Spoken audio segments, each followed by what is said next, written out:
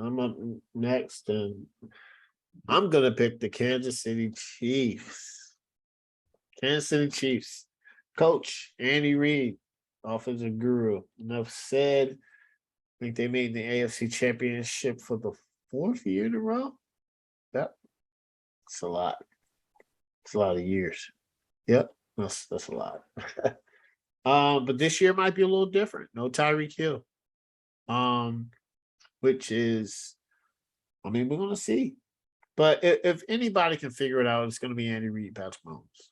But we're gonna see. I think it's still gonna be a different offense without him in it. Patrick Mahomes is back. I mean, he's considered by a lot of people probably the best quarterback in the NFL. I don't know if a lot of people would argue that. You might say Aaron Rodgers, but I mean, some people might say Josh Allen, but I think a lot of people will say Patrick Mahomes. So this year he's gonna be without Tyreek Hill. So we're gonna have to see how he adjusts. I think he will adjust. I'm not saying receivers come a dime a dozen, but nowadays it's seeming like that. So I think I think Patrick Mahomes and Andy Reid once again figure it out. Clyde Edwards-Helaire, the running back. He says he feels in the best shape he's felt. He hasn't lived up to expectations. They were expectations of him to get drafted out of LSU, and let's see if he is the true number one back, because they did get Ronald Jones from Tampa. So the wide receivers look different. They got Juju Smith-Schuster and Marquez Valdez-Scantling. So let me tell you something. They both kind of provide different roles, right? You got Juju on one hand, who's kind of a slot. He runs his routes really well. And then you have Scantling, who's a deep threat. So they're not going to take the place of Tyreek. So it's going to be different. And then you have Sky Moore, who's getting. I mean, people keep talking about him. Patrick Mahomes talked about him. He's putting in some work. So it's going to be pretty good. And then you got Travis Kelce, who, I mean, like I said earlier, you got him, and George Kittle's one of the best. And Travis Kelce's probably going to get more looks that Hill is gone. Offensive line, Orlando Brown is back in camp, even though he wants to be a Chief. So I think it's the Chiefs said this: we're not going to pay Tyreek Hill. We'd rather pay Orlando Brown. That's exactly what it looks like the conversation was. We'll franchise tag Brown, and we're going to work on it, get him signed long term. Because I think it's over for deals to be done. But he's going to. Is it over for deals to be done? It is, right? Yeah, there was a deadline for tag guys to sign an extension. Yeah, so he'll be all right. He said he wants to. I think it's just a number of years, but their offensive line is good. Their offensive line is one of the best in the NFL. Then the defensive line is held by Chris Jones. I think he's a professional standout. The edge rushers, they actually, which is surprising, the Chiefs went out and from the picks of Tyreek Hill, they drafted on defense.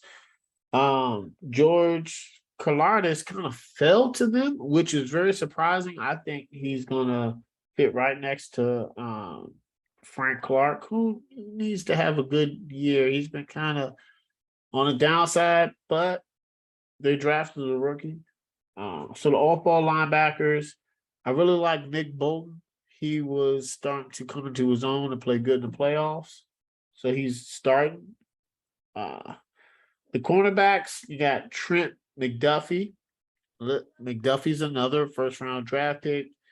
I thought that he was going to go earlier to New England, but they landed him. I think he's going to be a great pro. And then the safeties, they got Justin Reed, who kind of fills in for Tyrann Mathieu. I just don't. I just think that Tyrann Mathieu not only brought the intangibles, but uh, like I believe Tyrann Mathieu is probably going to be a Hall of Famer.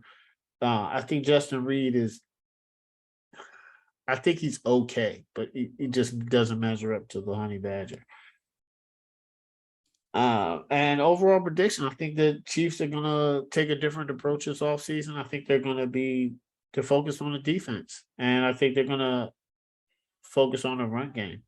And I think they're still one of the best, teams in the AFC, despite being one of the toughest divisions. I think it'll be a test, and I have them going 12-5. It's hard to pick them less, maybe 11-7, but I'm not picking them, not to be good. All right, Corey.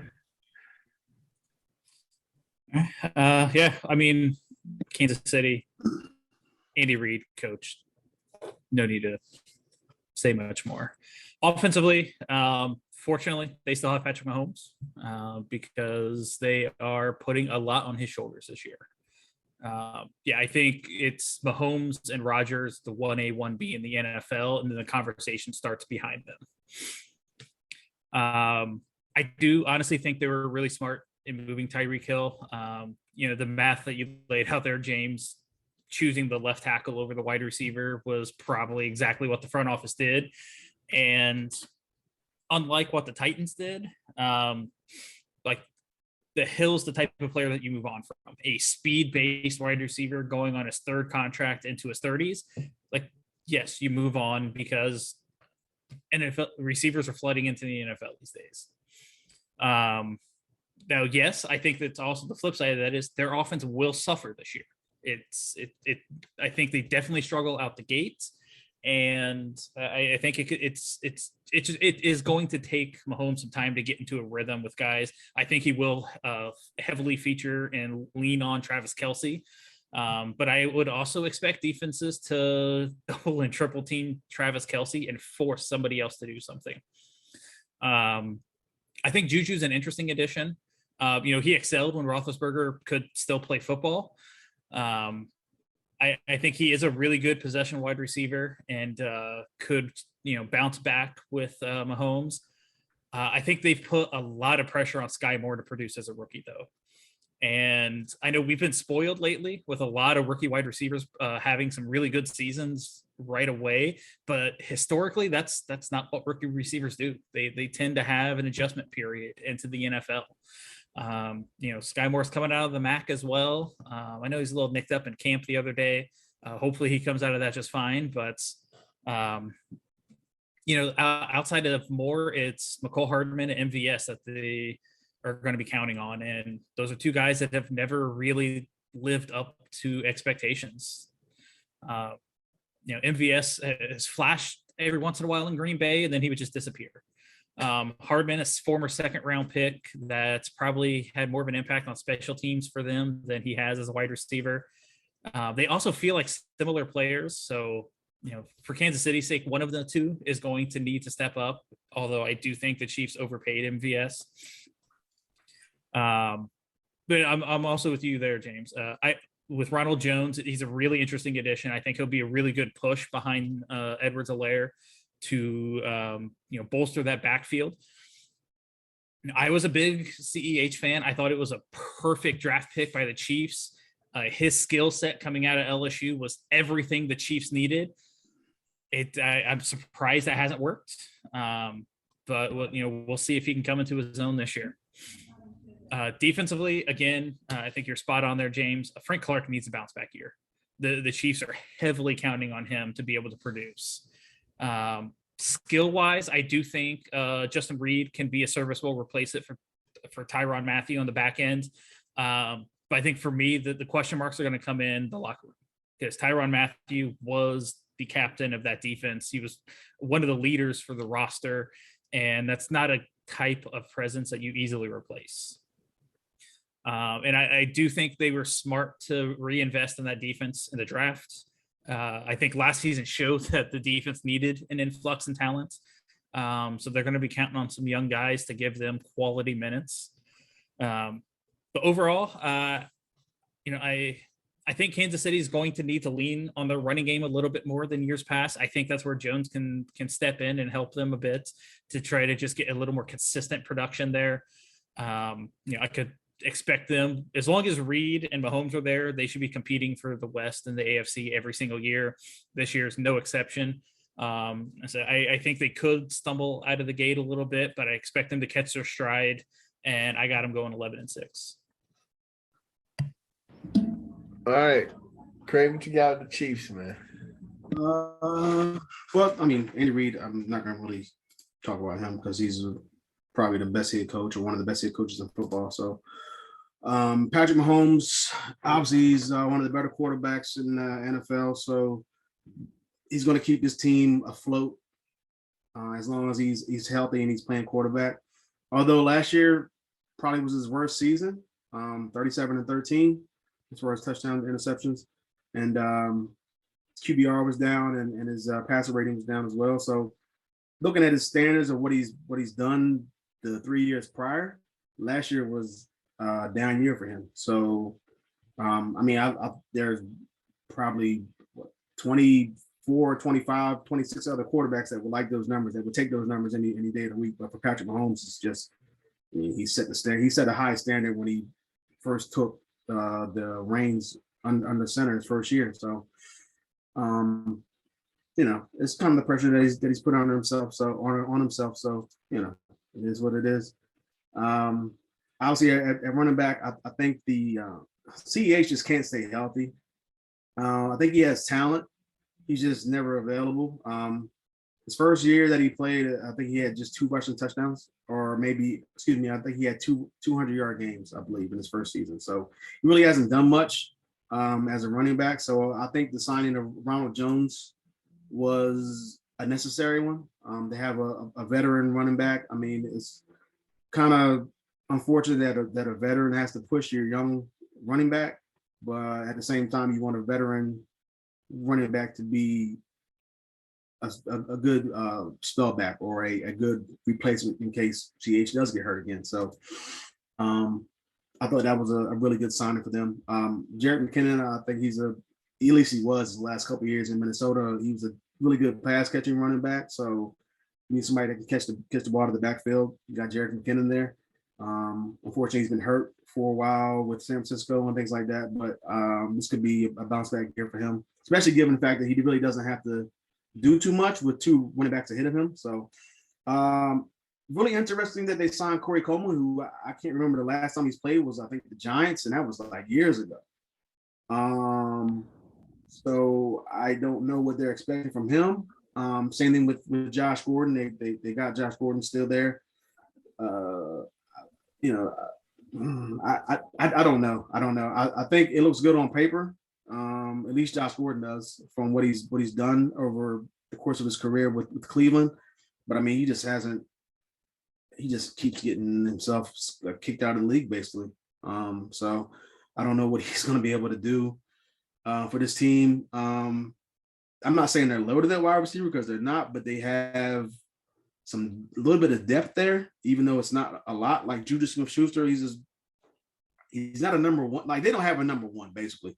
But I think they have a makeshift group of wide receivers that they can be serviceable for this team, at least for this year, until they figure out what they want to do. Because Juju only signed like a 1-year deal. Scantling, I don't know why they signed him to a 3-year deal. I think Juju's more valuable than that Scantling is, but whatever.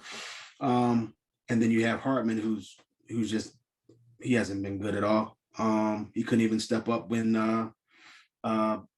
the guy they had last year, who's now in Green Bay, can't remember his name. Oh, Watkins. He couldn't even step up when. Yep.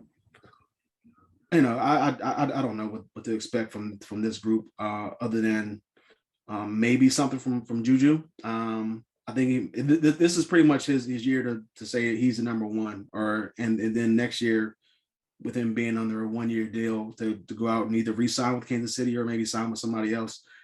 He can have like an 80 catch season or something, like 90 catch season or something like that. So obviously the tight end Zach Ertz, Travis Kelce, I don't really need to say much about him. He's one of the best tight ends in football. Orlando Brown receiving the franchise tag was huge for them. Definitely need somebody to protect Patrick Mahomes. Obviously the loss of Tyreek Hill could be bad for him. Could be bad for the team. Who knows? If they can get some other receivers to kind of fill in that void, like what's his name? The rookie. More. Sky Moore. I say Sky Jones. Sky Moore. Yeah, I think he can be a really good wide receiver for them.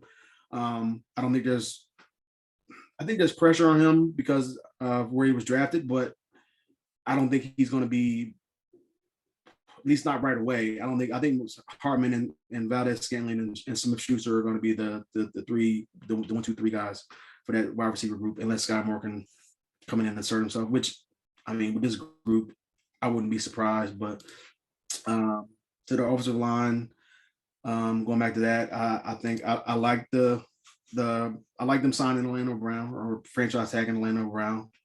They definitely need some help there on the offensive line. You don't want Patrick Mahomes, your star quarterback, running for his life, or God forbid, getting hurt again like he did in the playoff game a couple years ago. Or was that last year? That was last year. Last year, I'm sorry. The defense should be okay. Frank Clark and Jones, like, I don't know what's up with that group. Like, they have talent. They just need to really assert themselves this year and step up for that group. The linebackers are, middle of the road linebacker. I am kind of sad that they got Jermaine Carter, even though Jermaine Carter wasn't like a big time household name. I think he can come in right away and kind of get out of the shadow of Shaq Thompson. So maybe him and Nick Bolton kind of anchor that middle group. You guys touched on Honey Badger not being there in the secondary anymore. Justin Reed. They also lost Ward as well, one of the starting cornerbacks there. So they're going to be a little bit thin and trying to get that secondary group somewhat What's crazy is their defense was so bad last year, especially early in the season, and they had Honey Badger and they had some other names on that defensive side as well, and they were still bad. So I'm not really expecting the defense to all of a sudden vault into like the top 10 or top 15 this year. I think they're going to be middle of the road again, not in the 20s. But that being said, I think as long as you have, like you guys said, Patrick Mahomes, you have a chance to win the division. You have a chance to compete for a Super Bowl. We saw what he did last year against the Bills, and we saw what he did in the playoffs. And they had the lead in the AFC Championship game, and then in the second half they just went cold. So kind of expect them to be once again in contention. I don't expect them to win the division, but I do expect them to be there. I do have them at the same record with the Chargers at 12-5, but I get a tiebreaker to the Chargers. But 12-5 for the Chiefs.